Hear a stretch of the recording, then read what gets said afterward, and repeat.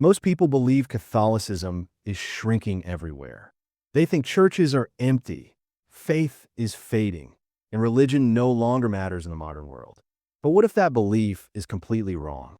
What if there are countries where Catholicism did not just grow slowly, but exploded from almost nothing into millions of believers?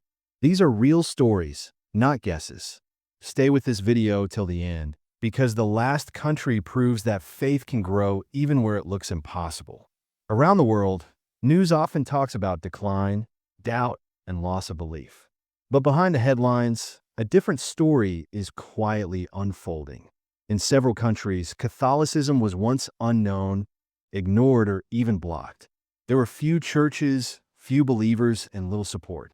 Yet today, these same places are seeing full churches, strong communities, and millions of Catholics. This did not happen overnight, and it did not happen by accident.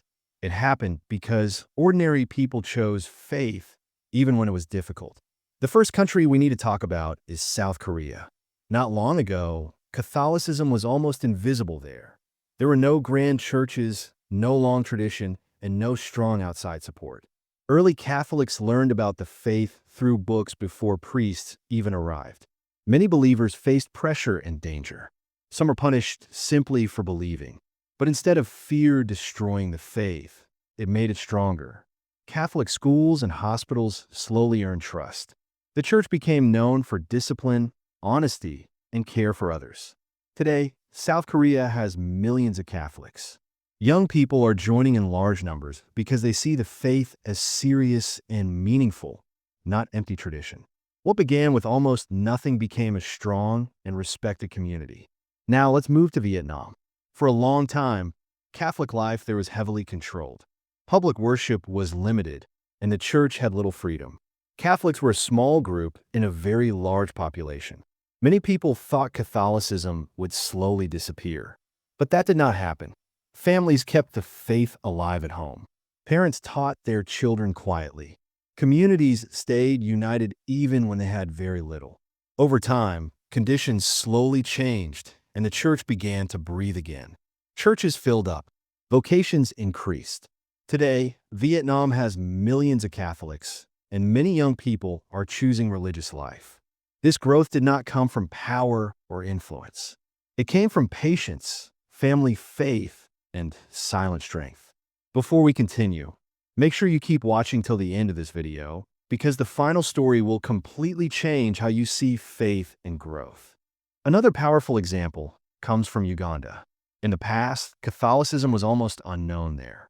When it first arrived, believers faced extreme danger. Some converts were killed because they refused to give up their faith. These martyrs became a deep part of the country's history. Instead of stopping the spread of Catholicism, their sacrifice inspired others.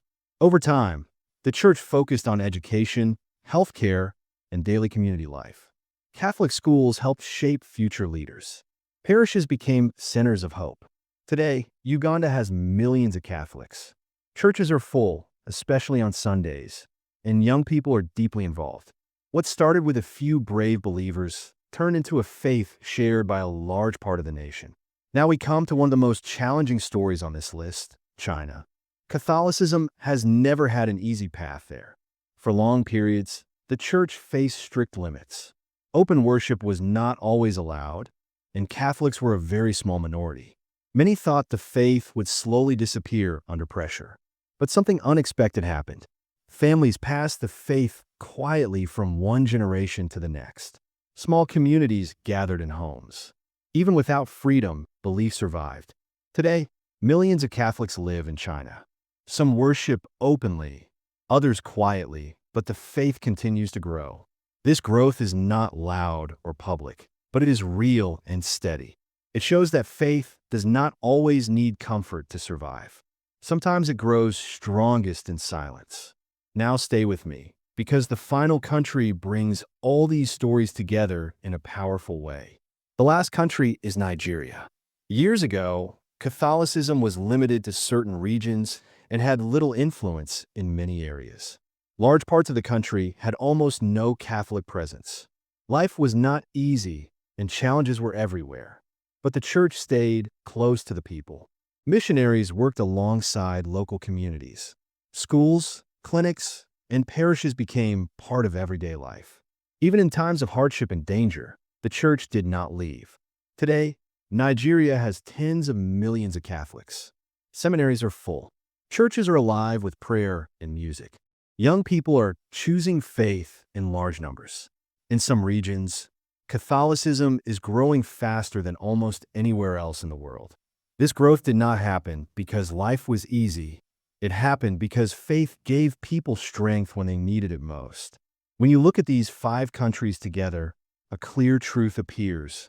Catholicism grows fastest, not where life is perfect, but where people are searching for meaning. In places where faith was once rare or blocked, it often becomes stronger, not weaker. These stories are not about numbers alone. They are about people choosing belief, community, and hope. Many people never hear about this growth because it does not fit the popular idea that religion is dying. But real change often happens quietly. It happens in homes, families, and local communities.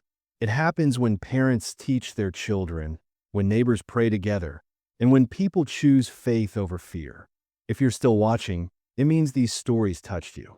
Stay till the very end because this message matters. The future of Catholicism is not only shaped by old centers of power.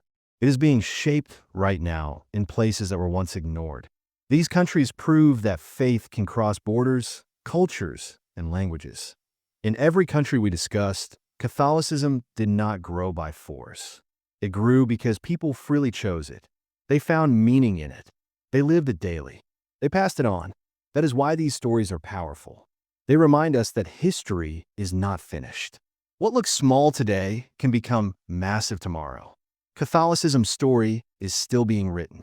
And as these countries show, even when faith starts with almost nothing, it can grow into millions.